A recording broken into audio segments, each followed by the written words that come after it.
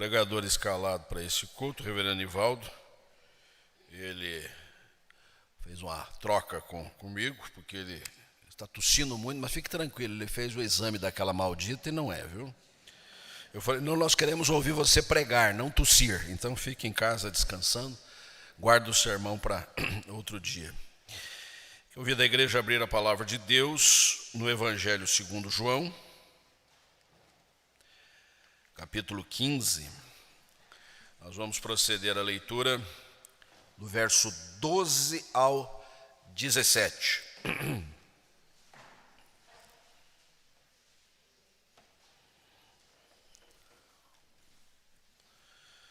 Diz-nos assim a palavra de Deus. João 15, 12 a 17. O meu mandamento é este, que vos ameis uns aos outros, assim como eu vos amei. Ninguém tem maior amor do que este, de dar a alguém a própria vida em favor dos seus amigos. Vós sois meus amigos, se fazeis o que eu vos mando. Já não vos chamo servos, porque o servo não sabe o que faz o seu senhor, mas tenho-vos chamado amigos, porque tudo quanto ouvi de meu Pai vos tenho dado a conhecer. Não fostes vós que me escolhestes a mim, pelo contrário, eu vos escolhi a vós outros e vos designei para que vades e deis fruto, e o vosso fruto permaneça, a fim de que tudo quanto pedirdes ao Pai em meu nome, Ele vô-lo conceda. Isto vos mando, que vos ameis uns aos outros.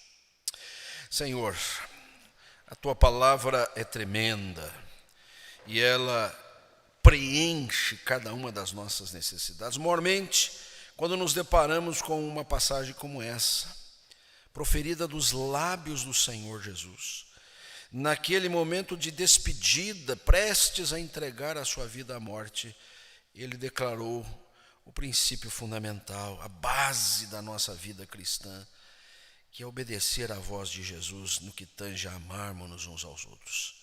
Então ajuda-nos também a entender agora aquilo que aqui está expresso na Tua palavra e praticarmos na nossa vida a Tua vontade. Em nome de Jesus. Amém. O meu mandamento é este. Que coisa incrível o poder de síntese, de resumo, de convergência, de harmonização que Jesus demonstrou aqui. A Moisés o Senhor deu 2 tábuas e elas continham as 10 palavras que ficaram conhecidas como os 10 mandamentos.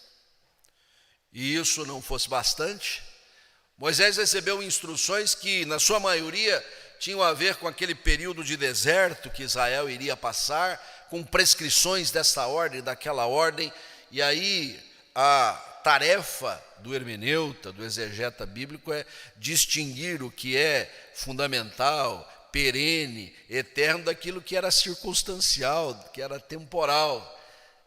Infelizmente, alguns não levaram isso como uma missão e passaram a incluir tudo como um peso sobre os ombros dos fiéis, dos crentes, do povo de Deus. Jesus não.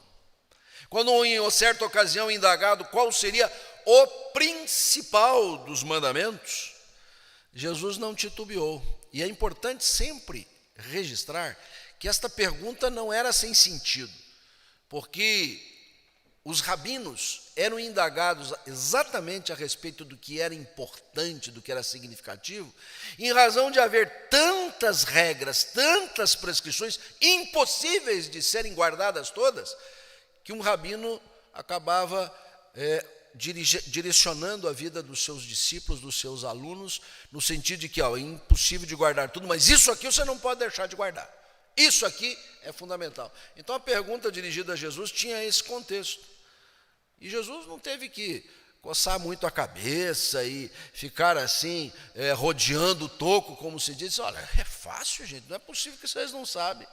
Que o mais importante de tudo é amar a Deus sobre todas as coisas e, por força de consequência, amar o próximo. poder de síntese de Jesus. O meu mandamento é este. E mesmo que a gente avance nesse versículo 12 para o seu conteúdo, então, que é que vos ameis uns aos outros, não está fora de cogitação que o amar a Deus sobre todas as coisas está implícito aqui. Então, o meu mandamento é esse: vocês amam a Deus, nunca esqueçam de amar os filhos de Deus, de amar o seu próximo, de amar o seu semelhante, de amar especialmente o seu irmão em Cristo, com quem você sempre está interagindo. O amor precisa prevalecer nas nossas relações eclesiais. A igreja precisa ser conhecida como a comunidade do amor. Nada obstante, e eu faço aqui questão de salientar uma regrinha de ordem exegética, você fica bem tranquilo quando pega aqui do verso 12 ao verso 17, porque o 12 começa dizendo que vos ameis uns aos outros, e o 17 fecha dizendo que vos ameis uns aos outros. Isso a gente chama de moldura, né? Então, o que Jesus está dizendo entre o verso 12 e 17 é um assunto só, tem um tema só, tem a ver com amor, e especialmente com isso que eu quero chamar a sua atenção, o amor e as suas implicações. Porque é muito fácil falar de amor. A gente fala de amor de um ponto de vista poético, romântico. A gente fala do amor em sentido assim de emoções, né? Ele quase que nos induz naturalmente a esse tipo de sensibilidade, mas às vezes não traz sobre nós a responsabilidade, as implicações do amor na nossa vida. Eu queria registrar 4 delas que eu encontro aqui nesse texto, bem pontualmente para todos nós. A primeira delas é esta, é que o padrão desse amor é muito elevado. Jesus foi categórico quando disse: amem-se como eu vos amei. Qual é o padrão do amor? Qual é o modelo do amor? Quem é o original, a partir do qual a gente vai fazer as cópias? Jesus é o paradigma no que tange ao amor. E ele não deixou por menos para dizer: se vocês têm alguma dúvida, assim como eu vos amei, porque ninguém tem maior amor do que este, de dar a alguém a própria vida em favor dos seus amigos. E vejam bem, Jesus provavelmente, quase certamente, pronunciou esta palavra na quinta-feira à noite, a poucas horas do seu sacrifício no Calvário. Ele sabia do que estava falando. E apesar de inúmeras vezes ele advertir os discípulos, ora de maneira mais figurada, ora de maneira bem objetiva, de que ele passaria por aquilo que nós chamamos de paixão de Cristo, sofrimento, dor, calvário. Os discípulos não estavam assim, achando que ia ser desse jeito mesmo, né? Até a última hora, não faltou quem dissesse: isso não vai acontecer com o Senhor. E Jesus então reprisa o seu ideário e reafirma: eu vou dar a minha vida em favor de vocês. Este é um modelo de amor.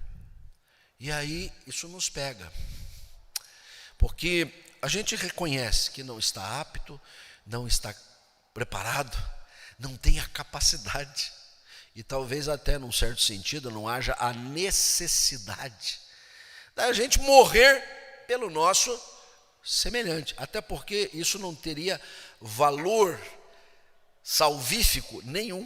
Só a morte de Jesus foi capaz de nos salvar. Ninguém precisa mais ser crucificado para salvar a si mesmo e salvar aos outros. O Filho de Deus encarnado fez isso por nós. Glórias sejam dadas eternamente a Ele. Nós não estamos aqui para descobrirmos que sacrifício nós vamos fazer para que sejamos aceitos na presença de Deus. Isso o Filho de Deus já fez por nós, e é esta a razão de estarmos aqui. Mas convenhamos, a gente tem se pautado por um amor tão elevado, ou o nosso padrão de amor é rasteiro, não passa do chão. Nosso amor é protocolar.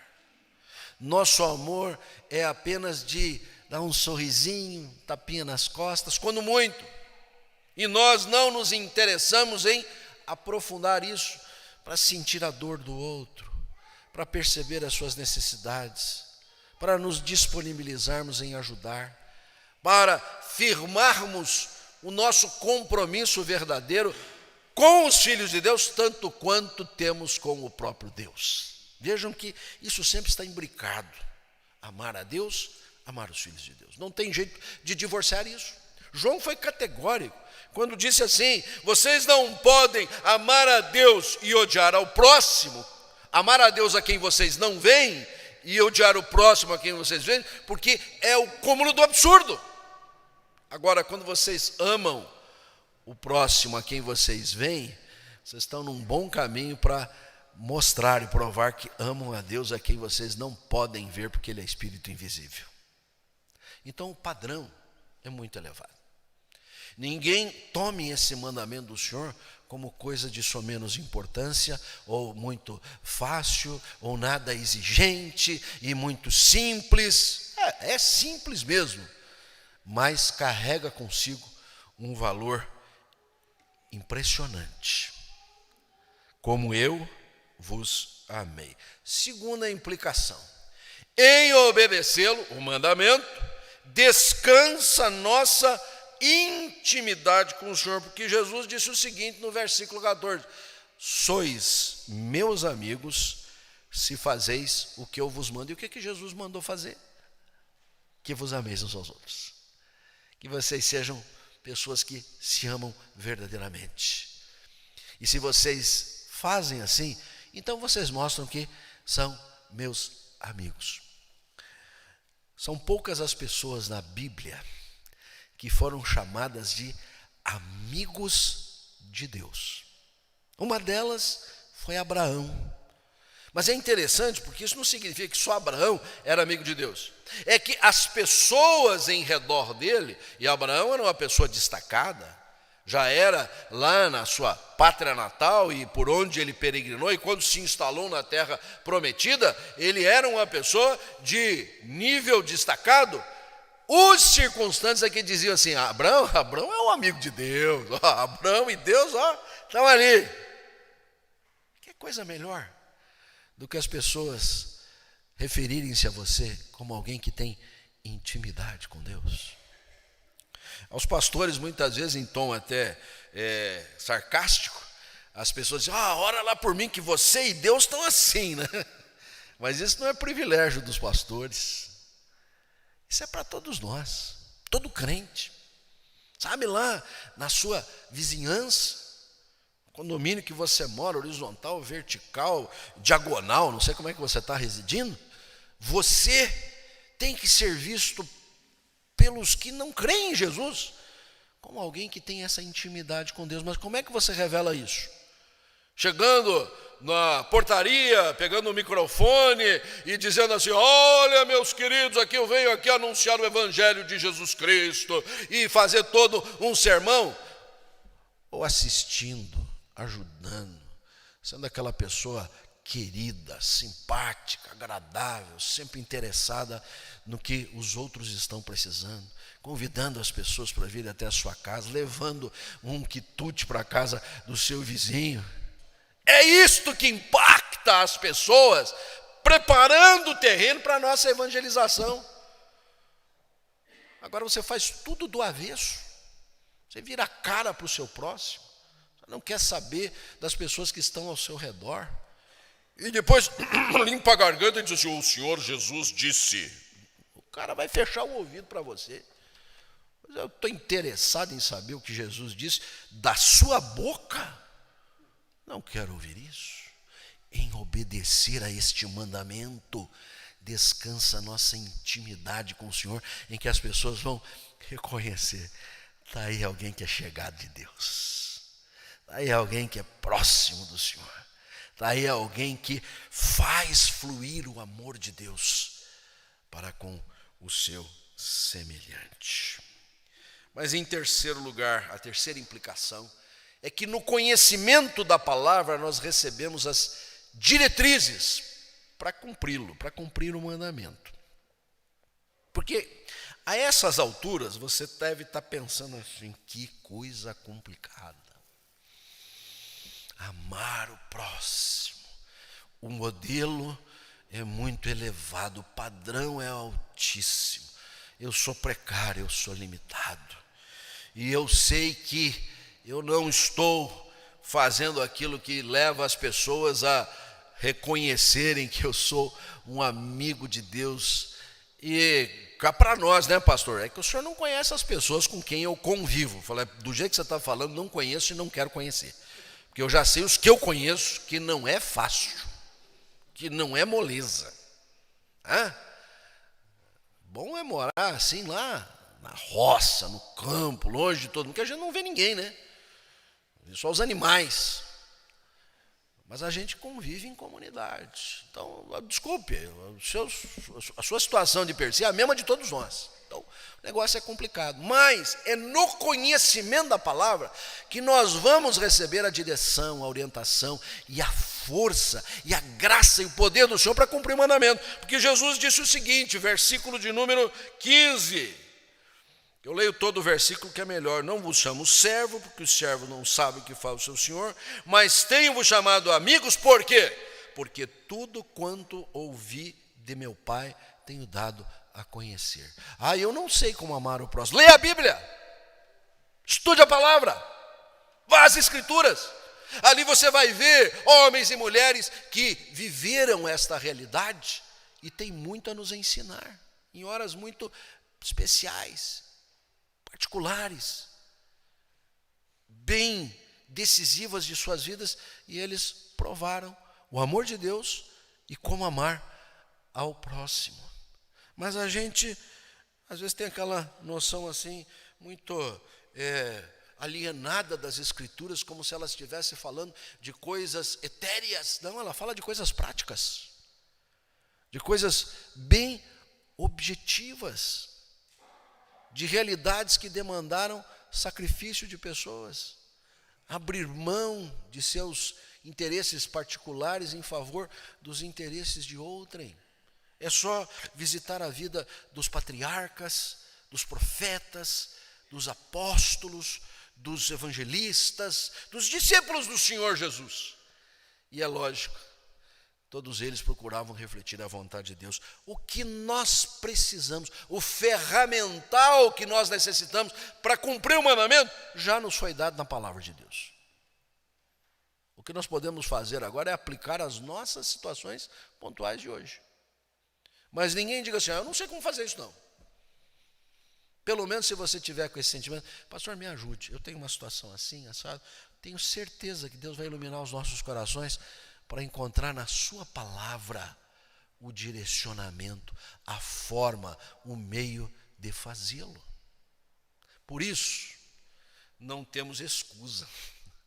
Não podemos usar do argumento de despreparo, a não ser em razão de nós mesmos não querermos nos preparar para tal. Mas a verdade é que no conhecimento da palavra, as diretrizes nos vão ser absolutamente oferecidas. Então, só para reprisar, o padrão é muito elevado. Em obedecer a esse mandamento descansa a nossa intimidade com o Senhor. E por fim, o mandamento de amar ao próximo, ele tem a base, o fundamento para ser exercido, conhecendo a palavra, a vontade do Senhor que nos foi absolutamente revelada. Em quarto e último lugar, esta quarta implicação, nosso êxito em Cristo está atrelado à prática do amor. Nós não queremos só estar em Cristo. Essa expressão em Cristo é bastante recorrente no Novo Testamento, maiormente nas epístolas paulinas, porque a sua vida era em Cristo. O seu andar, o seu viver, o seu pensar era em Cristo. E esta expressão se tornou assim o centro, não da vida do apóstolo, mas da igreja do Senhor nascente. Tudo que nós fazemos é em Cristo. Mas não basta a gente estar em Cristo, nós precisamos ser bem-sucedidos em Cristo. Nós precisamos ter sucesso nas coisas que nós fazemos em Cristo. Nós precisamos ser exitosos em Cristo.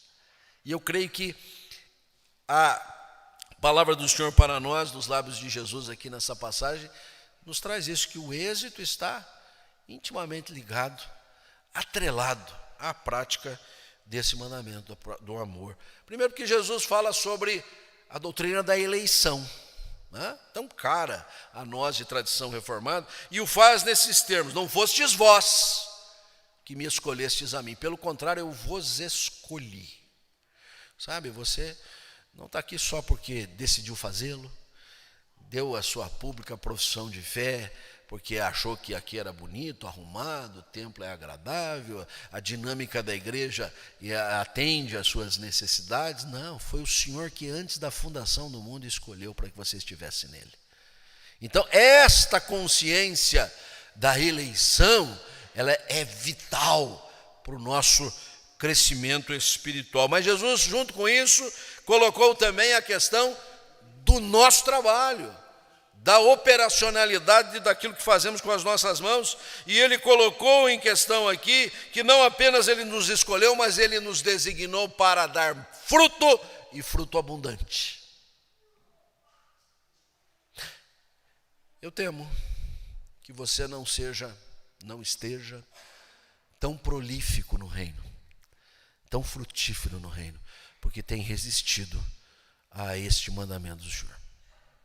Você é boa pessoa, você é de bom caráter, uma índole tremenda, mas isso está sendo um tropeço. Você poderia ser muito mais frutífero, muito mais abundante na obra do Senhor, muito mais rico do potencial que você tem, que o Senhor já deu para a extensão do seu reino, mas você tem desconsiderado isso, tem achado isso não é tão importante. O importante é conhecer todas as doutrinas, é poder recitar o credo de cor, é não faltar aos cultos.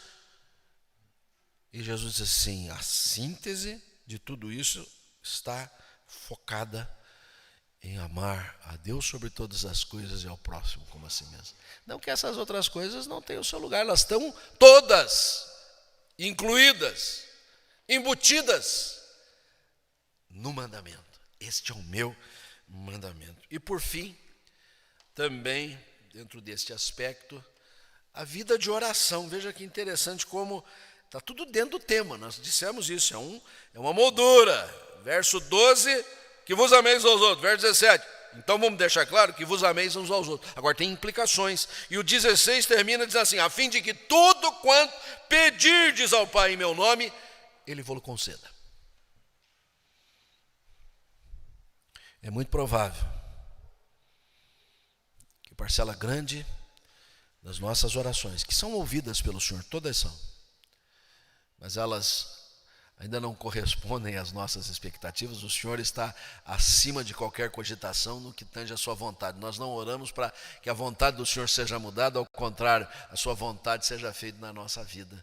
Mas aquele sentimento de frustração, porque as orações parecem que não estão sendo atendidas, talvez tenham a ver também com desconsiderarmos o mandamento.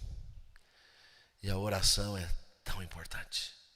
Aquela tranquilidade que quando apresentamos nossas súplicas, nossos pedidos ao Senhor, clamamos ao Senhor que faça acontecer na nossa vida o seu querer, a sua vontade, nós sejamos úteis no reino de Deus. E isso às vezes parece nos escapar. Talvez tenha a ver com o fato de que nós não temos considerado como deveríamos o mandamento do Senhor, porque o nosso êxito em Cristo está atrelado à prática do amor, da lembrança de que o Senhor nos escolheu antes da fundação do mundo, e no tempo e no espaço Ele nos sediou para que nós sejamos abundantes em Cristo, e quando elevarmos a nossa voz súplice aos altos céus, nós tenhamos essa segurança.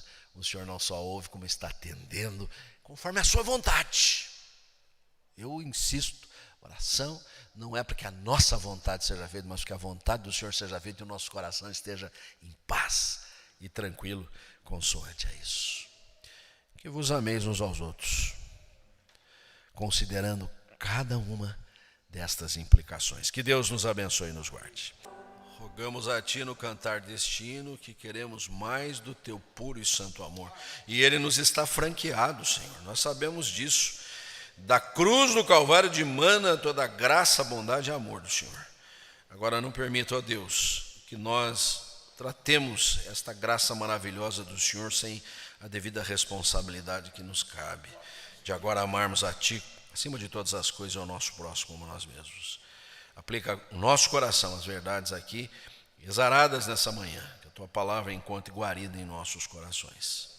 E que a maravilhosa graça de nosso Senhor e Salvador Jesus Cristo, o amor infinito do Pai, as consolações do Espírito Santo, repouse sobre vós, convosco permaneçam, agora e para todo sempre. Amém.